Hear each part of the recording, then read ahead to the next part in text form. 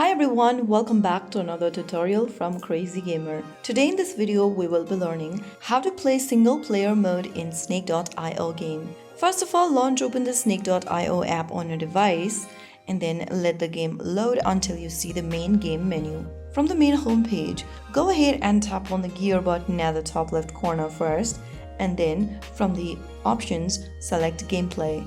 Under gameplay, make sure that you've turned on the ranked mode over here under a ranked mode option if you want to play multiplayer. But if you don't want to play multiplayer, then you can tap on the off button and then get back to the main home page. And from here, simply play the game by tapping the play button. Soon after you do that, you will be able to play single mode on Snake.io.